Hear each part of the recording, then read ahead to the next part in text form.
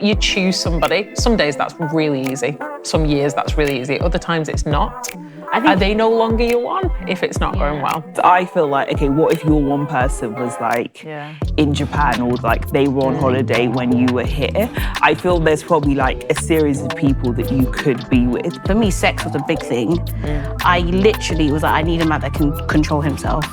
Because I'd heard so many stories. I don't want to be with someone long term who doesn't have those same very fundamental values and is passionate and driven. But again, that kind of reflects me. I basically prayed this prayer before I met my husband. That was like, God, I just don't want any more false starts. And I'm the kind of person where even if I would be in situationships, I would just get like so emotionally invested that I was like, I actually can't have that again. Welcome to the Magnify Conversations. My name's Ruth and I'm the founder and CEO of Magnify.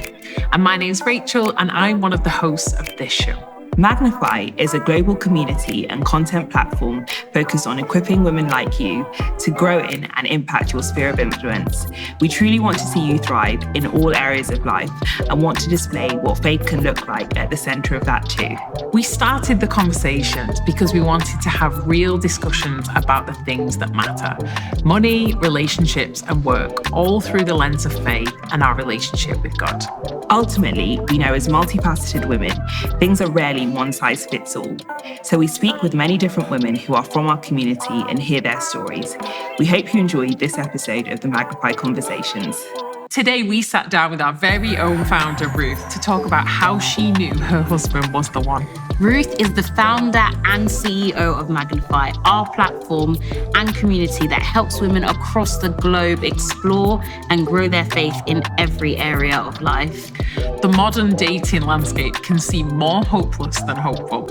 We feel optimistic after getting Ruth's perspective on how she was able to identify the green flags in someone who's husband material and not just someone who acts the part. Let's get into this conversation. Well, I'm so excited today to have none other than our CEO and founder, Ruth. That sounds so professional. We're about to see the truth today. The woman in charge. No, we're so of moving the rubbish, yes. Welcome, Ruth, to the Magnify Conversations. And first, we're going to do some icebreakers before we get into our very juicy topic for the day. So, and this is for both of you, if you had to choose between giving up all things sports, including watching and supporting football, dancing, etc., or fashion, buying new clothes, what would you choose and why? You know, before you went on to fashion, I was like, definitely, I could never give up sports. I don't even know what the second half of the question is. For me, I would give up fashion. Honestly? Yeah. Over sports to me, after being saved, loving my husband, my family, yeah.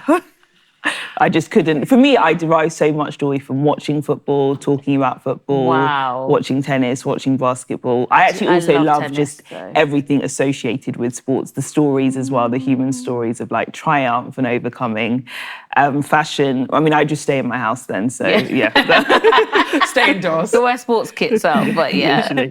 And Rachel, what about you? It's not a hard, it would be fashion, right? But if you swap sport for like music, it would be music, definitely. So the same way Ruth feels about sport, I feel about like new music, listening to people live, like that's what it would be. Okay. Otherwise, fashion. Okay. I could give up. I like sport. Oh, for you, music. Would you give up music and dancing or fashion? I could never give up dancing. Yeah, okay. It's just part of who you are. You'd be dancing in your house as well, I dance whilst I eat. Like, it's just impossible. So yeah, I get it. It's like, is that what sports is for you? Yeah. Okay, so another good one. This is for Ruth, though. If you had to make a runway collection based on one team's season of football uniform, what would you choose and why? I mean, I'm a United fan, so that would be that. What do you mean, like, which like year? Is there a particular year away or kit sponsor or? Actually, no. I'm a United fan, but I love the Real Madrid kit. So their kit, one of their kits is all white. So I would love like a collection. Because I just think white suits everyone. So yeah, that'd probably be my answer. All white Real Madrid collection. Yeah. Okay. And then this is close to our topic today, which I'd love to hear from both of you, is if you could relive one moment out of these three, what would you choose? The first moment you met your husband, I would love to hear the answer from you. your first date, is it ever in your life or your first date? First date with them, right? First date with your husband, or the first time one of you said, I love you. So if you could relive any of those moments. First date for me, hands down. Yeah. You relive the first date? Yeah. What was your first date? Nando's. Oh, you want Guys, to go back you're there? gonna hear more. You're gonna hear more. Okay. I was 21 when I went on my first date with my husband. You're young. So it's not because it was Nando's. I don't want to relive the chicken, right? But actually, we had one of the best conversations. Hours and hours and hours. The first moment, definitely don't want to relive that. I don't really remember the first time we told each other we loved each other. So it's not the Nando's. Yeah. But I've gone more bougie since that, by the way. I have high expectations now. No, it'd be the first date. Definitely. Really? Yeah, first date. First date? Yeah. My first date was Actually, not no, that first special. time we met properly. Yeah. Okay, where did you meet? So we met our friend didn't introduce us, but because of him, we were always like around each other. But our very first conversation, I'd known of my husband before. He's one of your people, one of Warwick people. You guys, everyone knows you guys. But it was basically like a very random thing where we had like a 2-hour conversation on like purpose, faith, like it felt like very deep and intense. But it just felt so peaceful. And the thing I said to my mum after was, it sounds weird, but I just have this feeling that I've like found home. And that's always a big thing for me because I loved like growing up, like my parents' house, I had like the most amazing childhood. And I was always worried that like meeting someone, would I then just like miss my home or like that sense of peace? And just, in that 2-hour conversation, I was just like, I feel like I found my person. That's incredible. Really? That soon? Yeah. That is incredible. That is We're going to incredible. get into that because we're going to be discussing, how did you know he was the one and this like age-old question. But I think it's so different for so many of us that I'm embarrassed as well because my story is not as smooth. Did you meet at Bible study, Sinead? Absolutely not. Is that why you're looking for your future husband? No, I frequent Bible study regularly. We met in my, in the club, what I call my mission field. Because that is where I used to get a lot of people saved in the club, actually. That's for another day. But we met in Ghana. And it's ironic because he's from London, I'm from like Hertfordshire. Flew all the way to Ghana to be like a single Pringle. And then, we met in the dark, in the depths of the nightclub. And he says I kicked him. I did not kick him. But he said I was like dancing so hard that I like nudged him. And I was like, you want me, don't you? And he just was like, okay, yeah. And the rest is history, really. So not the most honourable night. But it was, I had peace, a lot of peace in the midst of everything. I think that's a big thing. And I think when we're talking about knowing, even making big life decisions, marriage, it's important to know some of the key kind of concepts that people look for when they're making these decisions. And Ruth, you mentioned peace, but let's go back a bit. Do you believe in the concept even of the one, of that's my man, It's weird because I actually don't, even though that's the topic of today, because I feel like, okay, what if your one person was like in Japan or like they were on holiday when you were here?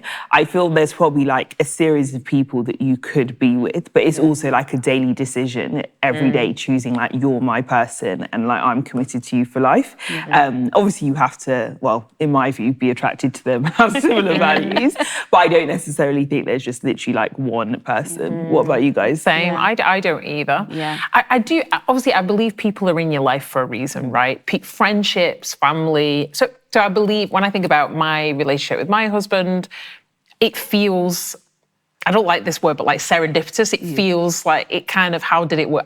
I'll tell you my story in a bit and you'll understand. Because it was a little different to you both, and I was younger as well. I don't understand really the concept of the one just from the 7 billion people thing that you were kind of referring to, Ruth. Yeah. But then also, sadly, people get divorced, people die. There's all kinds of things. Does that mean someone will never find someone they can love the same again? I guess that's different for everyone. But it just feels very like our Western idea of like relationships and marriage. We want to fixate on the one. But the daily choice thing is massive. Yeah. It's massive. You have to, you choose somebody. Some days that's really easy. Some years that's really easy. Other times it's not.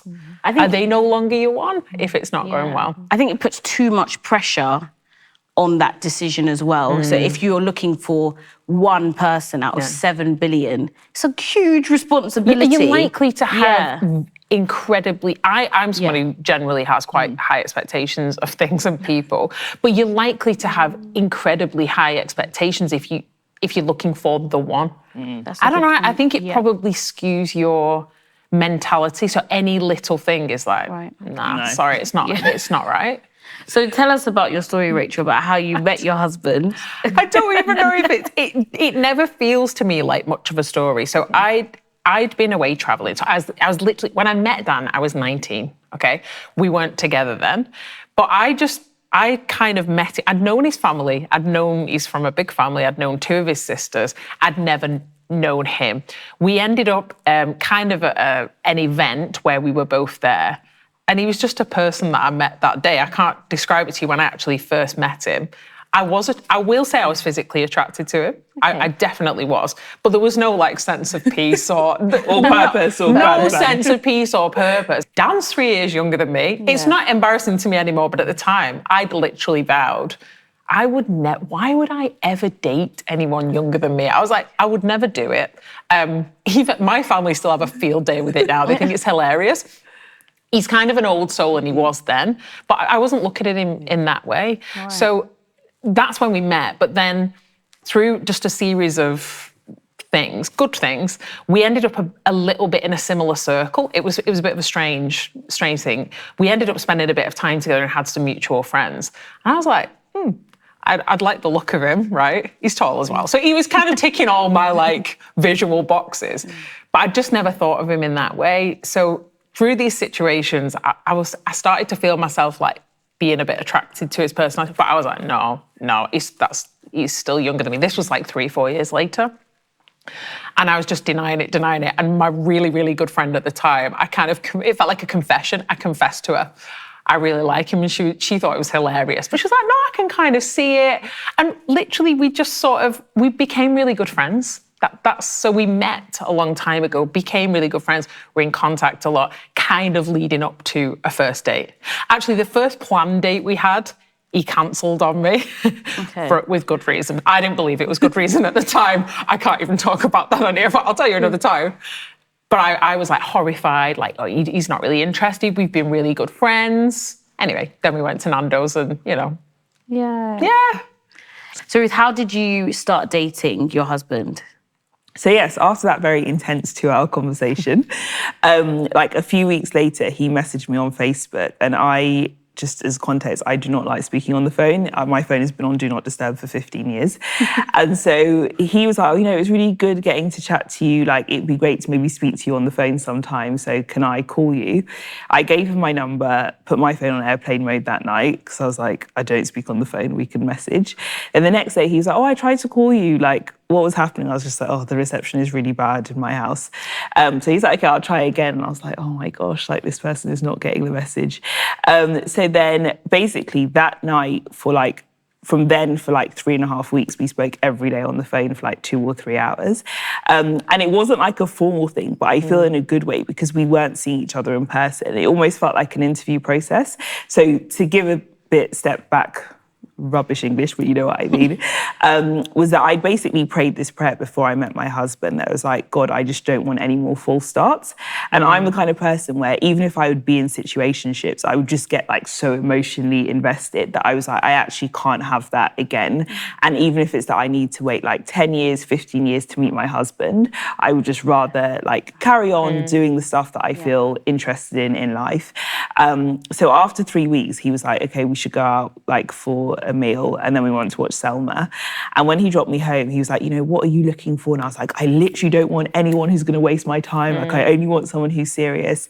And in my mind, I was like, if that's too much for him, that will be fine. But this conversation, I know that he'll like back off. And he was just like, okay, that's really good that you like know what you want. And then literally like a week later, he asked me out. And I think the two of us from day one, we just kind of knew. So our relationship always felt fun, but also felt like very intentional from day one. Like we know that unless something major happens that we don't foresee, we're both like in this. And that was almost 10 years ago. Yeah. Wow. You said something that really stuck out to me about what you prayed, because I prayed something very similar. And I had a list, and I know people have different views on this. And I think, Well, but what sort of things were on your list, though? My list was very extensive. Okay. So mine was obviously things like character, integrity, but also things like being a Manchester United fan. And I know that probably... Was that on your list? Yes. God is good. But for me, I was like, the reason that was important is I was like, football is such a big part of my life and something that I derive joy from. And we cannot have a divided household. So, you know, being a Man United fan was important. Wow. For me, also someone who was like commercially minded, because especially being like a vision holder, I'm always about like vision and creativity. And I feel like if you're married to a founder, unfortunately, it does feel like you signed up to be a co-founder. So I was like, I need someone who also has like their brain is wired in a different way. Also things like getting on with my dad and my mum, someone who's like an older brother to my little brother. And just, it was very, very detailed. And I know people sometimes think like, you know, just let God do what he wants to do. But for me, when I met my husband, I was like, this is so weird. Like God really does see like the desires of our heart down to even being a Manchester United fan. And so, as soon as we started talking, basically, we knew that this was like our stop, basically. And they're not empty things on a list though either. When the list, we've talked about it before. It's the kinds of things that are on it are important, right? I did say tall as well. That was also. I mean, come on. I agree with that too. I think there is, though, certain principles that everyone can glean from. And I'm just thinking about people who, it's hard to meet people. That's what I hear a lot. It's hard to attract people that have similar values, same football team, whatever it is. It's hard to get people that are going in the direction sometimes that you're going in. And I'm just wondering, were there certain things you were looking for and you were like, I'm not gonna move from, like, character traits that you knew, like you mentioned being a founder, someone's commercially minded.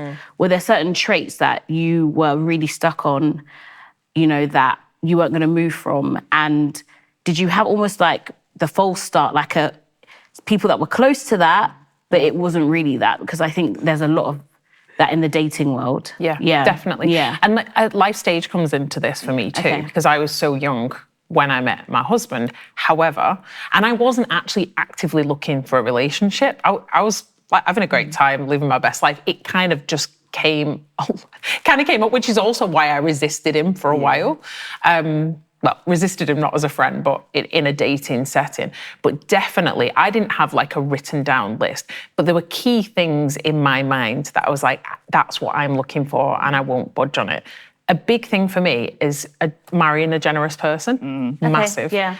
And I don't just mean generous with like finance, although that's definitely part of it, just with words, with time, because that's such a part of me. And the way I've been raised as well. Ruth, you were talking about like how important your parents are to you. My parents have raised us to be very open-handed with our time, so I'm like, it's so core to who I am. I don't know that I can align with somebody who's stingy. I mean, I definitely can't. It just annoys me as a trait in general. So to think about being married to someone who's stingy, now you can be a bit frugal, but you know, definitely generous. So there were things like generosity, again, for me, somebody whose faith is, it's literally Jesus is the center of their life. It's not an idea, a habit of just going to church. Now, I will caveat that because, again, I met my husband when we were young. So you're still growing, you're still learning. It's not that we were exactly evenly matched or... I don't know that I was even thinking of it at that level, but I just knew I don't want to be with someone long-term who doesn't have those same very fundamental values and is passionate and driven. But again, that kind of reflects me. I would struggle without that. I would end up, I would be the tyrant in the relationship. And I think with that, the reason maybe why I prayed that false start is I had been in like a very random situationship just before I met my husband. And I actually already had the list, and everything I remember I wrote in my notes was like, no, do not know, no. Yeah. And it was basic things like, is this person generous? Are they kind? And I think for me, just seeing how like scarred I was by that like 3-month situation, I was like, yeah, I definitely cannot be in a relationship with like these things I know are really important to me. And I know like in previous times, I just was like very on edge the whole time. Whereas again, when I met my husband, just like that sense of peace also came from like, we've established that the basic things are actually there so we can proceed in like an orderly fashion. And you were saying about those conversations you were having as well. There is a lot to be said for like matched interest, but the things you were talking about were just levels deeper. But there was a balance. So I was actually talking about this with someone earlier today, how I think sometimes in like the Christian world, it can be like, you need to be aligned, you need to be equally yoked. But then people be like, but I find this person really boring. Like, it's great that we studied the Bible together, but I'm not attracted to them. I don't find them interesting. Whereas the thing with me and my husband, we always had the balance of like, yes, we could talk about purpose and like the deep stuff, but also we can just literally have fun, so much fun together. We have common interests. We just enjoy life. And to me, I was like, if I'm going to be with someone for 60 years, like it can't just be about reading the Bible all the time together. Like there needs to be other things going on. And I remember I used to go on this camp when I was younger, and they'd always be like, oh no, it's not important to be attracted to someone, like that can come later. And I was like, I can't be taking chances, guys. Like I'm not going to wait for like 15 years down the marriage and hope that the attraction comes. So. It's literally it's a best friend, isn't it? So it's like you think about the people, like your female best friends, you're aligned on the deeper things, but you probably like doing the same things. You have similar interests, not always, but for me, a lot of the time. It's like you say, you talk about 60 years. And I think it was good and bad because I started Magnify when I was 19, I met my husband when I was 26. I also was like very invested in like my calling and things that I was passionate about. So I also wasn't like, I need to meet someone now, because I was like, my life is really fulfilled and enjoyable. So if someone comes along, great, but I'm not going to like settle and stop like the great things that I'm enjoying doing just for something that's mediocre. Yeah, I think that's a really big thing that people miss, that you need someone who really is invested in your purpose as well. And a lot of people don't know their purpose. They're always looking for a person. And so you'll have a lot of critters coming to you because you're searching. No, it's a lot of creeps, a lot of critters. But if you're going like after like your purpose and this big vision, God sends helpers, right? They might be male, they might be 6 foot, they might have, that's how I see it. Like I was going for a big purpose and God sent me a helper. I didn't know at the time that it was going to be my helper, but I think that's one thing that people mix up in the dating game. They're always looking for a person and like, are they sexy enough or are they rich enough? And it's really, but what about what God has called you to do? Can this person equip you?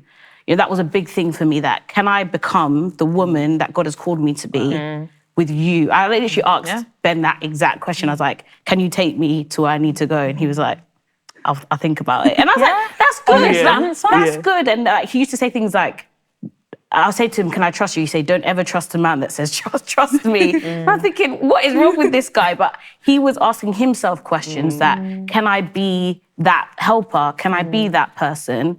And so I think I liked that analytical side of him. He actually had his own conversations with God, that can I be a help to this person?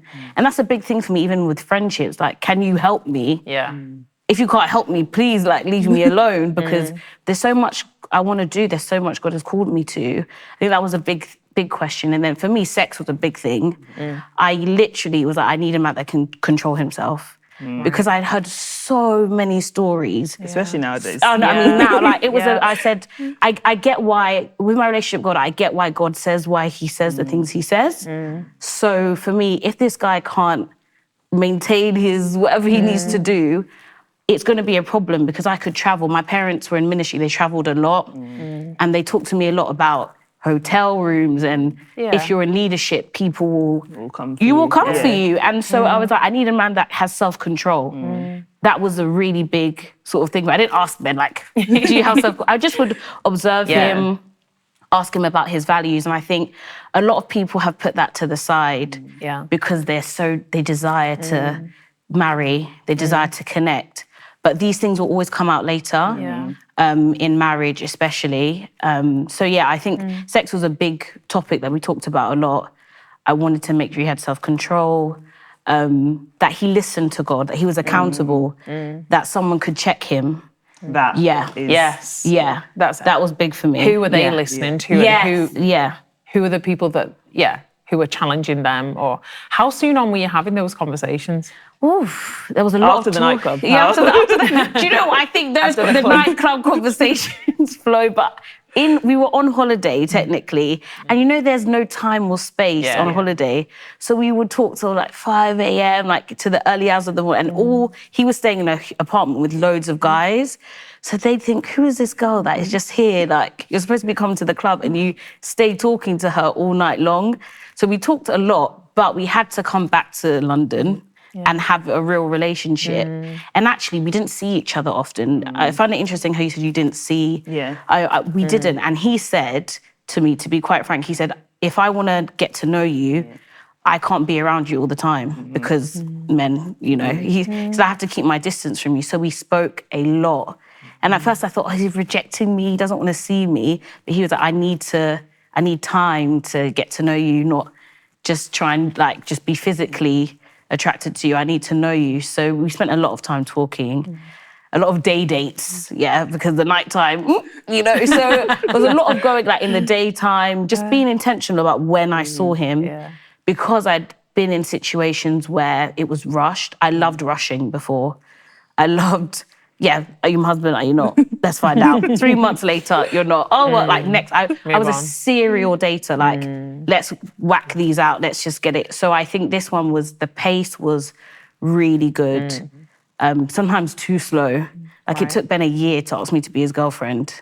So you were for a year, So compared to your previous relationships, he must have been like... I was like, am I ugly? Like, did you actually think, like, are we official? Did you ask him? I did challenge him, but that was the first day we argued when I said to him, like, where's my status? Like, what am I to you? That's the first time we argued, and the Holy Spirit just said in my gut, just be patient.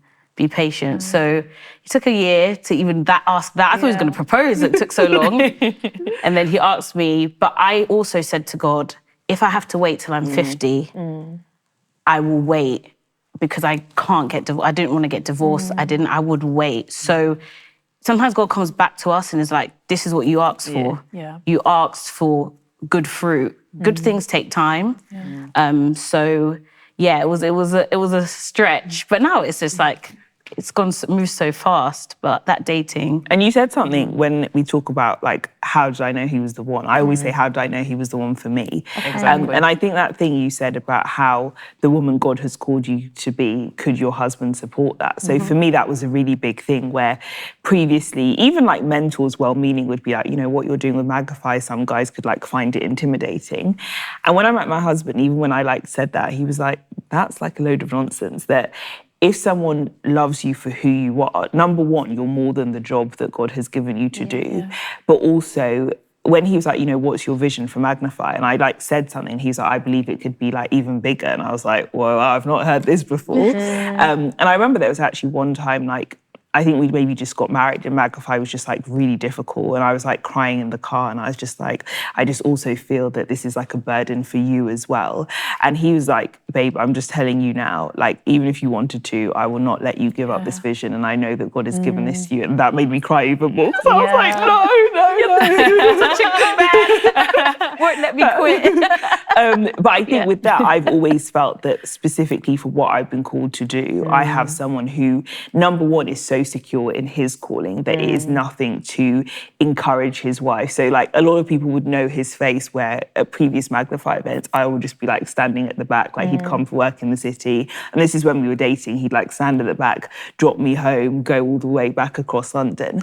And I was like, he's a man in his own right and has things that he's doing, but he loves seeing his girlfriend, fiance, wife shine. And for me, that just spoke volumes to me that this is really the person that God has called me to be with. Because, for what I know I've been called to do, I had someone who was, it was nothing for him. It was such a joy for him to be able to support me in that. I think in modern dating as well, we stumble a bit on the thing of just looking for someone who's good to us. Yeah. We want people, but it's not. When you're dating, it's not that hard to be good. It is for some people. But for good people, it's not hard to be good to someone else. But when you were saying that, Ruth, I was thinking about wanting someone who's good for you as well, not just good to you. So whether that's adding to what you're doing and multiplying what you're doing and vice versa, of course. But actually looking about building a life together. That's not, it's not just about you. Hopefully you get on, have a great time. In the middle of that, that's the first thing. But I think sometimes in modern dating, we get stuck at just looking like, what can I get? What is this person being good to me? Are they actually good for you? I think that sometimes, and I often think about this, I'm probably perceived in my marriage as being strong and strong-willed and all of that. The funny thing is, my husband is also strong. He's just more sensitive. But he is no pushover, right? And I actually need that. I actually need that because I wouldn't last 2 minutes. So it's about my husband also being good for me and sometimes saying, I'm not going to let you give up on that, or pushing me sometimes when I'm like, I don't like it. But I can see he's committed to the person I'm also becoming. Not just the person I am now. And that thing about someone calling you to be higher in your character. So the other day I said to my husband, I'm just fed up of having to be resilient. He said, babe, I'm going to tell you now. It's a lifelong of being resilient. And I was like, it just always feels so hard. And he was like, people who do great things, does it look easy? And I was like, why are you telling me this? You should be saying, yes, babe, I'm sorry that you have to be so resilient. And so for me, I've always said as well, I respect my dad so much. I know both of you, that's really important to you as well. So to me, I respect my husband so much. He's such an honourable man. And I always say that if I were his friend, I always say I'm so happy we fell in love because I feel like I would have fallen in love, been your friend, and the friendship would have broken up because I just respect him, hugely. And I think in marriage, that's like a really important thing. I know it's not popular in today's world, but I think sometimes this like extreme feminism we see where we're like, no, I don't need to respect no man. It's like, that's fine. I just personally don't know many men who want to be in relationships where they're disrespected. That is a huge respect. I learned this probably the hard way. Being younger, I think, in a relationship and getting married, it's not that I want to show respect and honour to people, but I think sometimes just when I was younger in my naivety, I didn't realise how valuable that is generally to most men. And what respect looks like is not, keep your mouth shut. That's not what it is. But Ruth, you're right. The idea of a woman respecting a man it can seem very anti-feminist these days. And it's like just understanding the kind of co-partnership and co-leading and everything. It requires, we would absolutely expect. And I think respect. It's the same way with women. We like to feel safe and protected. So the idea that a woman would be vulnerable but she doesn't feel safe in the relationship, same way to us, that doesn't really make sense to most women. But I think respect is a really big thing in marriage and in relationships. I don't think you should be in a relationship with someone that you find it difficult to respect.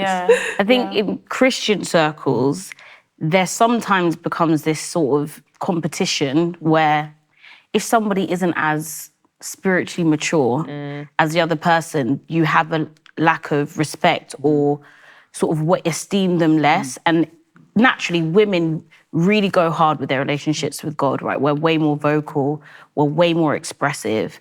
And a lot of women say to me, oh, I'm like at this stage and he's at a baby Christian, or he's at this stage, or he's not as spiritually strong as me, whatever that means. For me, I have quite strong views on this. And not that I marry potential, but I think we have to be careful with what we think is spiritually strong.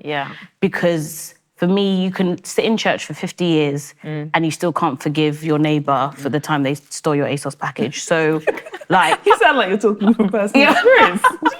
I mean, so I always say the word that you do, the amount of Bible that you do, that's your level of maturity, not the amount of Bible that you know. But how can we recognize when people are, I don't know, spiritually strong, or at least say this is somebody who really is serious about their faith or not serious, and how can we do that better? Because sometimes people appear spiritually strong and in the first hurdle, they start to change a lot of their values. And I don't know if you found that you started to see traits in your spouses that were like, this guy knows God. Like, how can people see that? I find that a really hard question to answer. Yeah. Because there's the thing very real of like, we're all a work in progress, we're all human. And then on the other side, if you, as a woman who's looking to settle down, or, you know, you're in a dating relationship, if you're also serious about God and you've committed your life to following him, you probably want somebody who's done the same.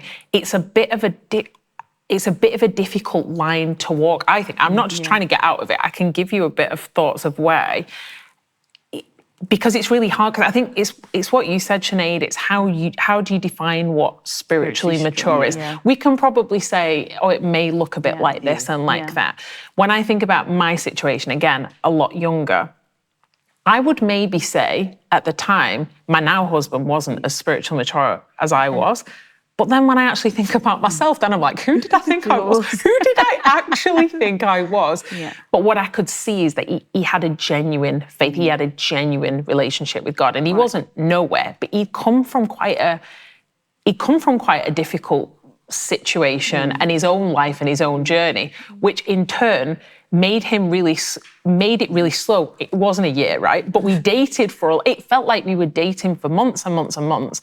And I just felt like nothing was becoming official. I find out down the line, that was his kind of respect to God because of his previous experience. I just used to think, it's like you, it wasn't quite a year. But it was like, I feel like I can't believe I'm saying this, I would literally try and go in to kiss him and he'd like almost resist me. And I was just like, we were having such a good time.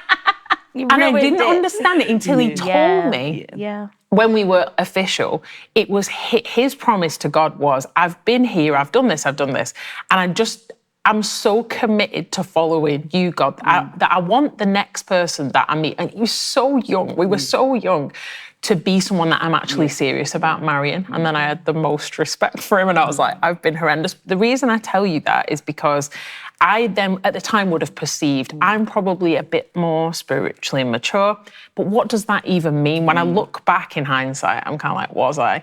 But I could see his faith was genuine. Yeah. Right. It wasn't just a nice idea. How you don't really know what's going to happen. Yeah. But then especially when we were in a dating relationship, he actually went to live overseas for like 6 or 7 months. Wow. So we didn't have that proximity. He was somewhere where at the time, like FaceTime wasn't a thing. Skype actually wasn't available in the country. So we would speak on the phone and literally write each other letters. Rachel sounds like she was dating the 1950s. Yeah, it was. We used to write letters. That was it was literally 1950s dating. I've got a stack. Literally, we wrote letters to each other because phone calls were so expensive as well. But I would say that was actually the making of our relationship. And not to go too much off topic from what you said, Sinead, but if you're looking at like that spiritual maturity thing, it's quite a difficult thing to assess. What I would say, probably what I observe more often than not, is people telling themselves things are better than they are, if that makes sense. Okay. Right, so when they're dating a guy, they're like, it'll be fine, okay. It's not a red flag. And it's kind of like, it depends what you want though. It depends which direction you're going in. Yeah. So even though it's a hard question to answer, I think more often than not, we want to give people the benefit of the doubt. Yeah. I think I had an aunt say, like, love can see, love is not blind. And like all the dating shows you see now, you know, it's, oh, this could work or this. And she's like, no, love can see. Love corrects as well. And love is not just emotions, it's a decision. And I think Ruth said something about making a decision. And for my relationship with Christ, I just decided I'm not going back. Like everybody knows I'm a Christian now, so I better get a reward for it. And I think that's what I was looking for, somebody who would decide or has decided to choose Jesus. And I can work with that. Once you decide I'm going to live for this person, we were in different places in our relationship with God, but I knew he made that decision to follow Christ. And so that was a big piece, like, for me, because I knew they had their own relationship. He'd be like, God, you know my style. That's how he prayed. I was like, oh, Lord. That was his prayer for a wife. He said, God, you know my style. Like, was that full stop? Yeah, that full stop. Make it simple. Yeah. So, and it worked for me. Yeah, it worked. Ruth, what about I'd really be interested to hear your thoughts on that. So it's a hard question to answer. I think maybe talking from my experience, because I remember someone saying that there's a difference between a Christian man and a man of God. And I remember, like, especially being Nigerian, culturally, it's like, you know, a lot of people say that they're Christian. I'm like, okay, well, just leave everyone to their own journey. So I think for me, it was like important to see like the way this man makes decisions. Is he making decisions in a way of someone who's trying to actually follow Christ? And I think for guys as well, sometimes, well, for women, it can be easier with guys. Maybe this is a huge generalization, but I think like a lot of guys in their 20s and 30s, when they actually decide to commit to following Christ, commit to, you know, serving his church in some capacity, that you can see that this is actually a decision that they have made in adulthood, not just I'm Christian because my parents are Christian. And I think with my husband, when he told me his story, I was like, he has had to make hard decisions and very clear decisions of like, this is my old life, this is my new life following Christ, as opposed to just I'm Nigerian, I've been brought up in a Christian household. But I think for me, I wouldn't say it for everyone, but just talking about my own story, I think leading something like Magnify, it wouldn't even have worked for me to have someone who it's like, I'm on a journey of faith. And I'm not saying that's a wrong thing, but I was like, I'm already leading a vision that's about helping people on their journey and start their journey. I cannot help you start your journey as well. And I think just even someone understanding why is it that I am doing what I am doing. And I think going back to our first conversation was we both had a sense of like our lives are not our own, and even our marriage is about a much bigger purpose than just us enjoying being together, doing life with each other. And yeah, I just don't think I could have continued doing what I was doing if I didn't marry someone who, I would always say he's much more spiritually mature than me, I feel, in many ways. And I've always felt that from the beginning. But I think the nature of what I'd been called to do, particularly where I was at that stage, that was really what I needed. But in terms of how women can discern, as you say, Sinead, I think people know. But I also think sometimes what I'm scared about when I observe the dating world is people who don't fear God, like especially guys, because I'm like, it's one thing to say that you're a Christian, but like the way that you are moving is like you are not scared of anybody. I don't mean like scared, you shouldn't be scared of God in a bad way. Like but esteem him. Do you esteem him? Do you think about the actions that you're making? As we said before, are there people in your life that can hold you accountable, who can, call you to account? Like if you're just a man that's like, no, I don't listen to anyone, I'm like, you are terrifying. I am going in the opposite direction. So yeah, I think from the beginning I saw in my husband a guy who wasn't perfect, but he's trying to follow Christ and he's humble in that journey to know that he can't do it on his own. Yeah. It's so funny. And I met someone before I met my husband who was so good looking. I have to be real, like stunning, like an Adonis, right? Like, well, I remember I brought him to church and nobody could face the front because everyone was looking at this guy. It was, no one was looking at my dad. Everyone was like, are you looking like, sort of thing. And I remember one big thing was nobody could tell that guy anything. Like he wasn't accountable to anybody. And I remember, and I think it was, again, it's your relationship with God. I remember like praying like, God, change him, God, help him. Please, God, please rescue him. My kids will be so fine, and, you know, just having these things. But I remember just kind of speaking to my emotions like, get it together, because what you see now, it will pass.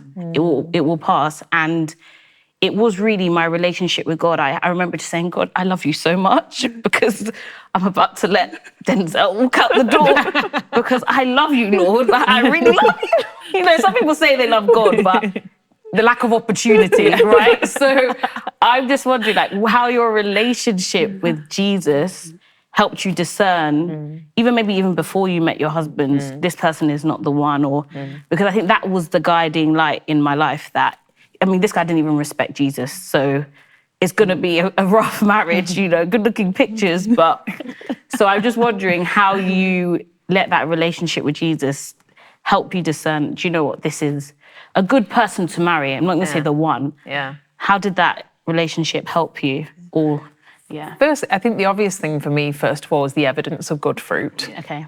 I know people get married at different periods. Some people are dating for a long time. I'm a bit of a believer in like tests, and tests come in life, don't they? And even if it's a little test of like meeting somebody and how does that person respond to them? I don't know, little things.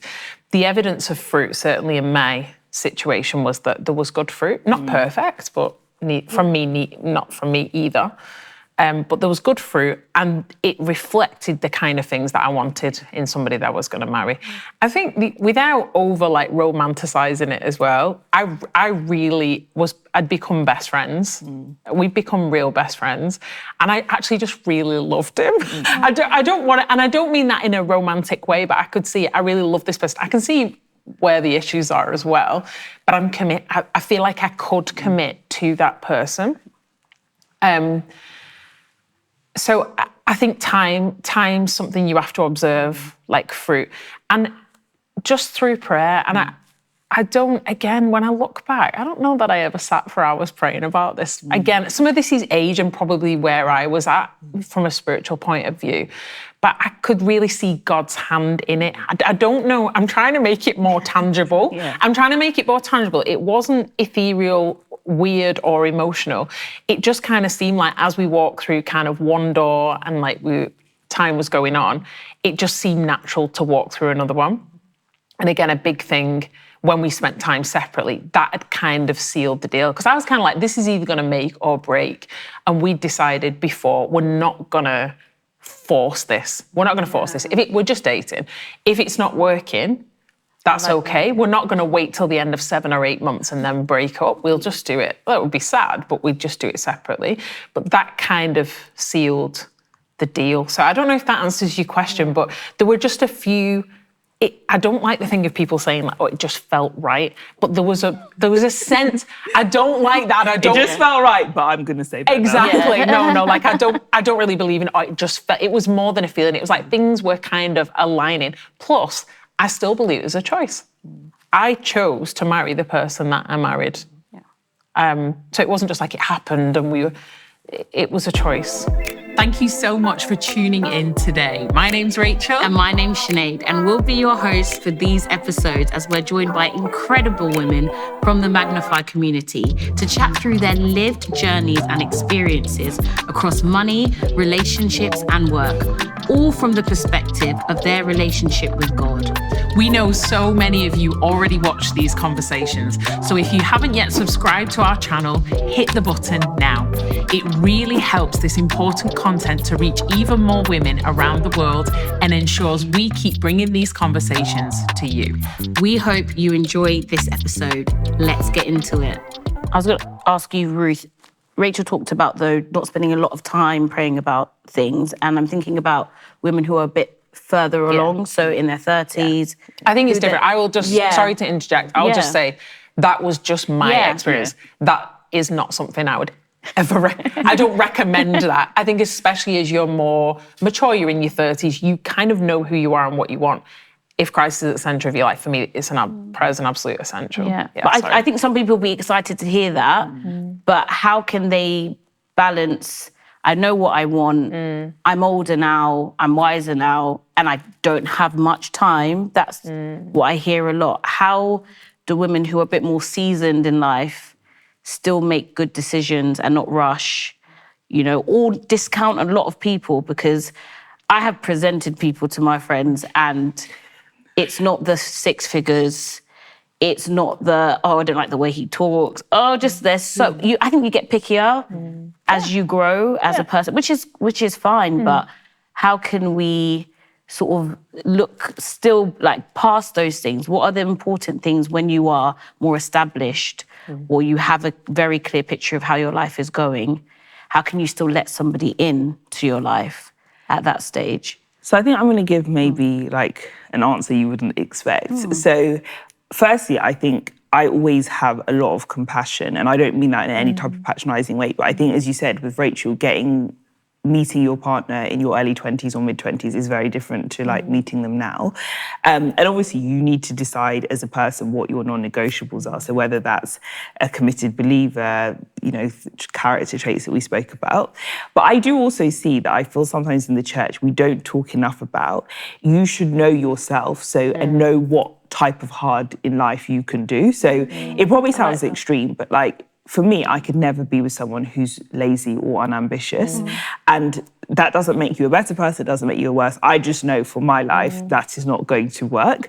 And whether you're 20 or you're 30 or you're 50 years old, if you know you are just going to get agitated with somebody who's lazy, for me, it doesn't matter even if you think that's the only person left on the earth, just leave them be and God will bless them. So I always say and have discussions with friends who are a bit older in terms of, there are some things, you know, the height, maybe you can leave that be. The six figures to me, I always say it's not really about the six figures, it's about discussing the type of life that you want to have together. So if you are a person that you are happy forever living in a 1-bedroom flat, that is fine, there is no problem. Sorry, if he's that type of guy. But if you want to live in a 5-bedroom house, again, if you're not putting that above other things, that's also your prerogative. So probably the two of you are going to butt heads and that's not going to be a very peaceful union. So I would say know what your non-negotiables are and be flexible on other things, but also know and discuss openly the type of life that you want to have. Because I think when women are older, I don't necessarily think it's that our expectations are too high. I think it's just we're just more committed in terms of knowing what we want and the type of life that we want to have. And especially if children is something that you do desire, or just different areas that you think about, this is how I envision my life to be. I think just having open and honest conversations are important, whereas I think sometimes as women, we're either told that those desires are not important or, you know, just as long as they're a Christian, it's fine and it will work itself out, which I don't always think is the case. No, I mean, it's statistically, it's not the case. Right. I would say have people that tell you the truth. Friends. It's key. People who tell you truth, friends. So if you're dating someone, let them be honest with you. If they know you as well, if you think about people who are really close to you, or perhaps women or family that are older that you trust and are a bit further down the road, them being allowed to ask you hard questions about, I remember having a conversation with you, Ruth, one time, and so I remember you telling me someone had said to you, like, look at the person next to you, like, what you're going to be lying next to in like 40 or 50 years, basically. Are you going to like that? Now, you kind of don't know the answer to that, but what they're trying to do is give you the long-term perspective. So I think having people and friends as well who know you, therefore know what you need, what you want, what you like, and don't just appease you because they want you to be happy. It's that thing of not just having someone who's good to you, but good for you as well. Because I think that the right person stands up to that like robust questioning. I don't mean that in like an interview sense, but I think sometimes we're so like glad for our friends. We so much want them to settle down that we're not willing to kind of ask questions, not pass judgment, but ask questions of. It's like you were saying, Ruth. Like you seem to have quite two very different ideas of what you want in the next 5 years. Let's just speak really practically. How's that going to work? Yeah. You have to allow people to have that kind of permission to speak to you like that, the right people. Yeah. I think I love how you were talking about asking good questions.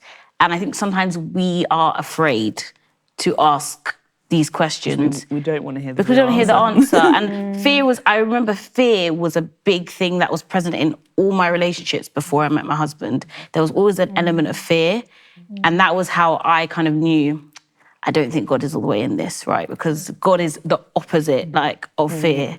Literally. So one of the fears that was there was the D word, like the divorce word, that could I tell my children to be like this man, you know, or if this person leaves me? And the reality for a lot of people is they might start off well, but divorce happens in the church, we're not even just talking about, divorce is a real thing. Where do you think we're getting it wrong? Is it people's expectations of one another? Is it not asking good questions? Where do you think we're going wrong in that divorce is becoming, it's not just people that have been married for 50 years, it's people who are married for 2-3 years are saying, I don't cut the show, I don't want to do this anymore. Is there a pattern? Have you seen it?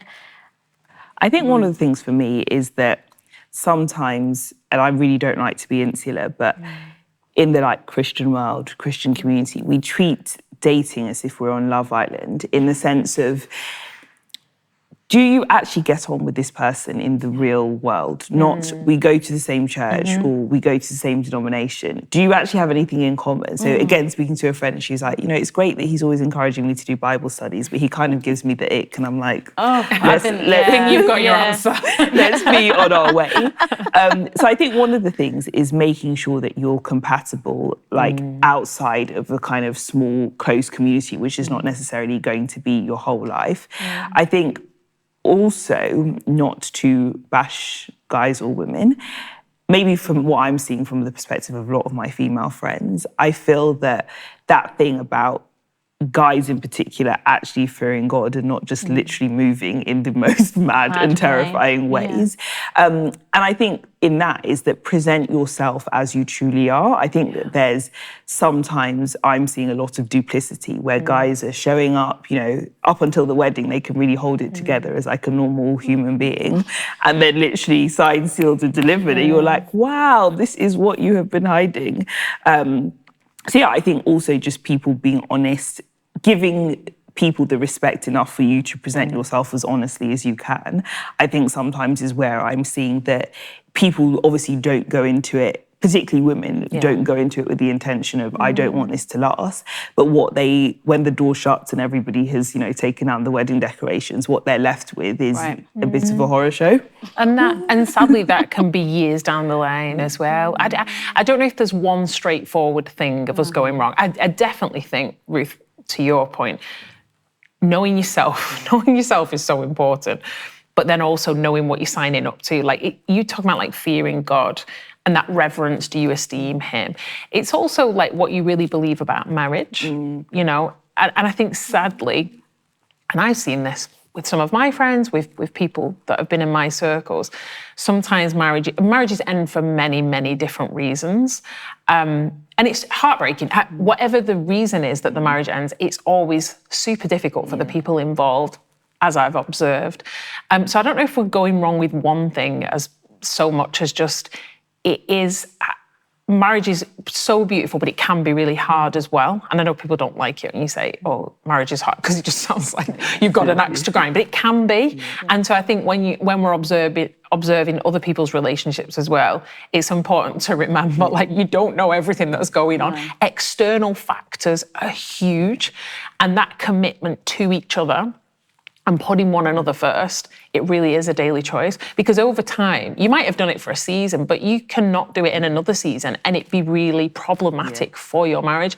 Either that's other people, family members, whatever it is, they can take priority, or other people's drama really can leak into your marriage. And if you're not putting one another first, very, very quickly, or it doesn't always show up quickly, but it can feel like quickly, you end up somewhere that you never started off. And I think it's that thing about work is, I'm the biggest proponent of counselling in relationships and marriage, and not being scared of that, but also us just being open to receiving wise counsel. So whether it's from mentors or counselling. So my husband and I, as much as churches can do 8-week marriage courses, for me, I really believe that much deeper work has got to be done. Often in those things, you're in a group of people who it's it's we're excited for the wedding, we're killing each other behind, but it's so nice to be here.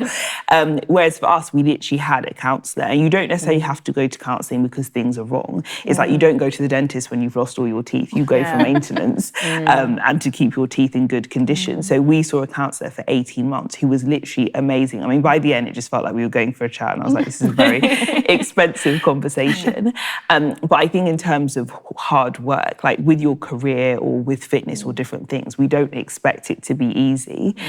Whereas marriage, you're kind of, what they say, you're given a certificate at the beginning, but you're actually just only starting. And I think even as someone who's been married for 6 years, I know we are so early on in the journey of marriage if we want to be married for 60 years. But as a generation, I wish that we had more open discussions and didn't feel embarrassed about needing to work on your marriage in order to have a really fruitful marriage. So I would always say that COVID for us was literally like the best time. We were together 24/7. And I think we argued once about like a takeaway or something. And for me, that was because having had 18 months where you literally work through every issue in a safe environment.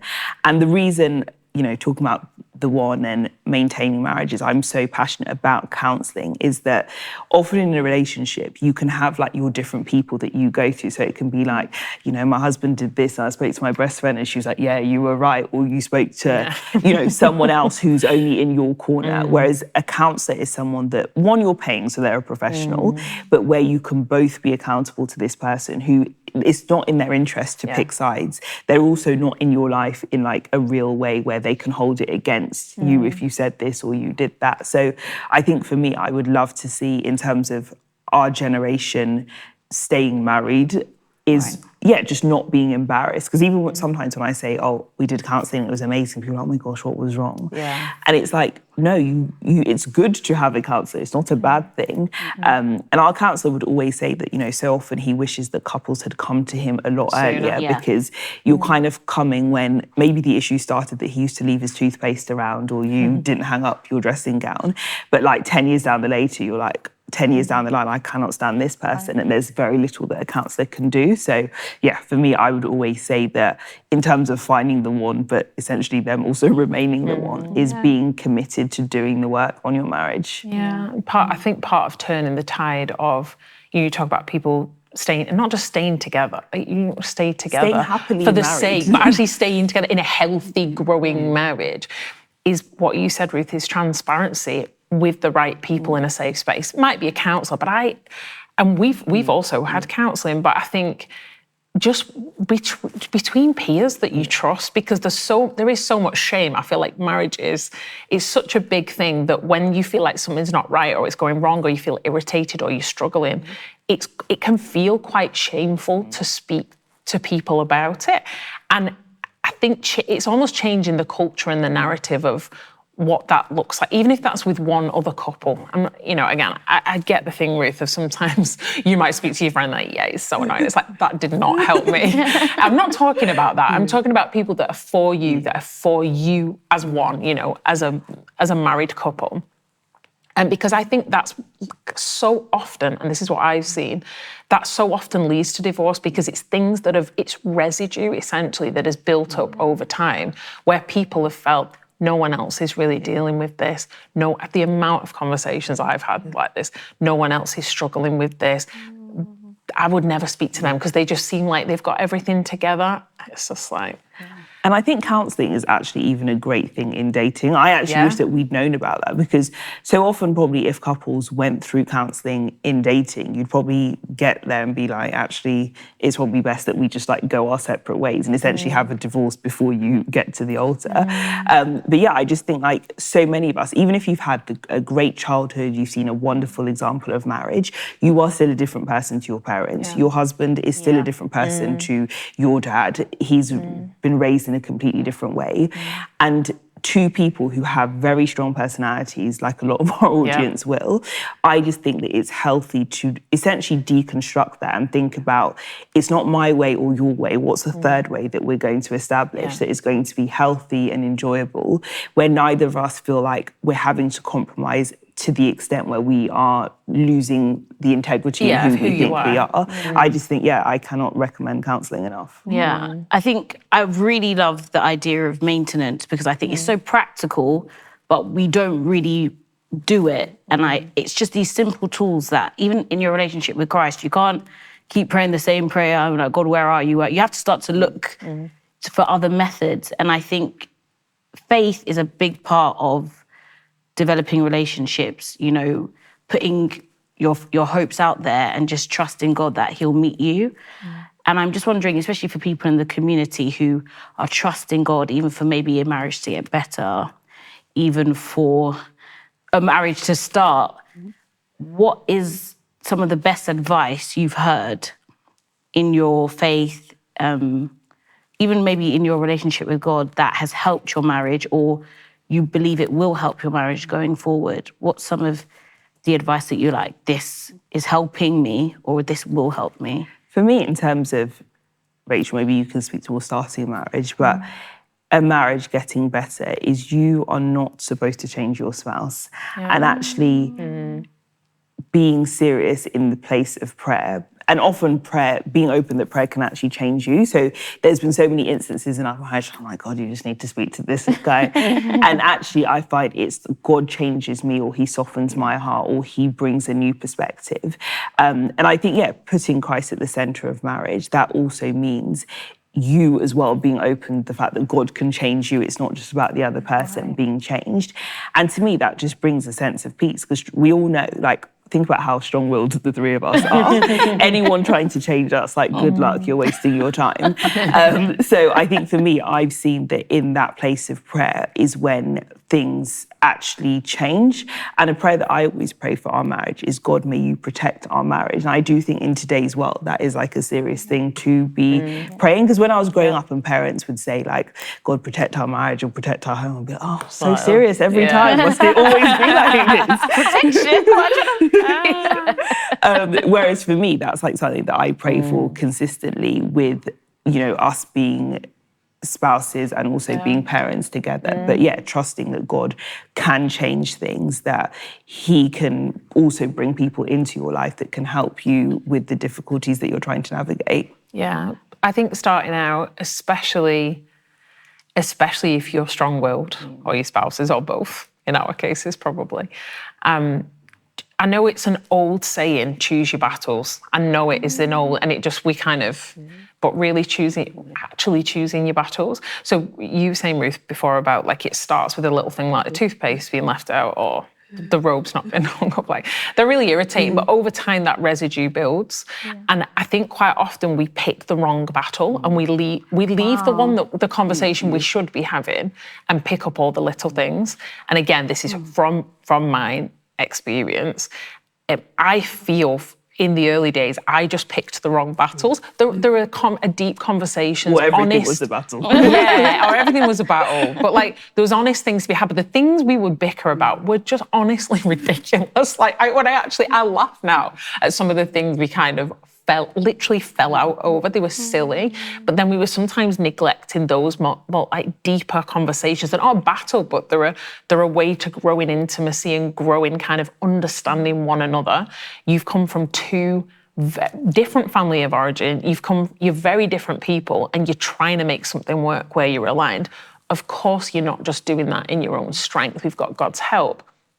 But even with God's help, that can be complicated. So to give yourselves the best chance, choosing your battles, and that doesn't mean shove everything under the carpet, because that is some people's mentality is, we're just not going to have those difficult conversations.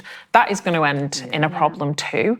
But it's fighting for the right things. I think, definitely, just as you were speaking, I was thinking about battles, and for me, it's the generation thing is a big thing for me. So what worked for my parents' generation may not work for my marriage. And both of us, we're all really close to our parents. And I remember thinking, like, my dad did this for my mum, or, you know, my mum, you know, does this. And I remember hearing that what worked for that generation may not work for your generation. There's a scripture that says, the traditions of men make the power of God void. And sometimes culture can seep so much into something that God is trying to do that it won't work. And I've had to really reflect on, okay, parents are great, you know, but your name is not Kofi and Jane. This is Ben and Sinead.